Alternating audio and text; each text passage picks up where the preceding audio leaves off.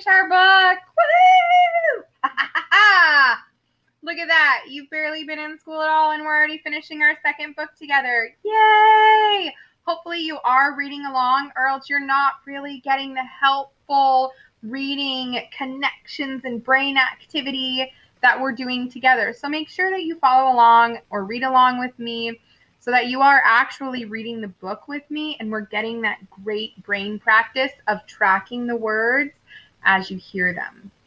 All right. End of the book. I do have my spiral notebook out for a little bit later when we're done. And we are on our final day in our book, page 22. If you need to pause the video to get everything ready, you can. But I'm going to get started because I'm excited to see the end. I've been waiting. Killer whales can stop swimming and tread water in one place. They can swim up to 30 miles per hour. In the ocean, that is fast. Did you know killer whales have smooth skin? Great white sharks never stop swimming. Okay, so some differences already. Seawater must flow through their gills so they can get oxygen. They cruise along at about 2 miles per hour, but speed up in bursts to 20 miles per hour.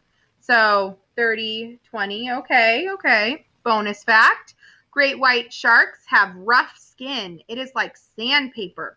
Most fish have scales. Sharks have denticles. Denticles are like little tiny teeth on their skin. Oh, weird. Oh, I love these little like close-up cross sections that they have in nonfiction text here. And this is a close-up of the denticles on the great white skin. That is crazy. I know that people that have had a shark near them or brush up against them, they get something almost like a road rash if you were to fall and skin your knee, and some of it just looks like it's kind of red, maybe a little bit of blood, but it's almost like a big scrape. That's what they get when a shark brushes up against their leg or something. So I do know that their skin is rough. Killer whale brain. A killer whale's brain looks similar to a human brain, but it is 3 times larger. Killer whales are extremely intelligent. It's very smart. Killer whale brain, human brain. This is the back, by the way, right back there. Prefrontal cortex, brainstem. Great white shark brain. A great white shark does not have a round brain. It has different sections connected together. It is shaped like a letter Y. Oh, weird. Scientists think every section is connected to a different sense. Oh, that is crazy. So maybe this kind of by the eyes would be like where they see. Maybe here would be kind of maybe where they smell, or would this be eyes because they're kind of over here? I don't know.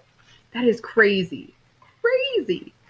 A killer whale can be captured, live in captivity, and trained to perform tricks. Killer whales are stars at aquariums and amusement parks. Great white sharks have never been able to survive long in captivity. Hollywood loves to make movies about them. Great white sharks are movie stars. Who would win? Now playing killer whale versus great white shark. Fun fact, Jaws is one of the most popular movies of all time.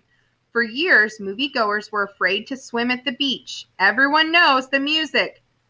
Da-dun, da-dun, da-dun, da-dun, da-dun, da-dun, da-dun. That's the music from Jaws. I've never even watched it, and I already know. Very, very famous theme song. So what would happen if a killer whale and a great white shark met in the ocean? What if they were the same size? What if they were both hungry? What if they had a fight? Uh-oh, they are in the same place at the same time. They sense each other. There is intense competition in nature. They are each planning their attacks. Great white sharks like to attack from below. Killer whales like to attack from any side. They are getting closer. Then the fight happens. Crunch! The great white shark makes the first move. It tries to attack with its sharp teeth. The killer whale outsmarts the shark and bites it. 1, 2, 3 seconds. The fight is over. It is no contest. The ferocious great white shark doesn't know what hit it. The killer whale won today. What do you think will happen the next time a killer whale meets a great white shark? Who would win? Do you think the shark can overcome a killer whale's superior intelligence? So who has the advantage checklist? So you can kind of go over this as you're thinking who would win.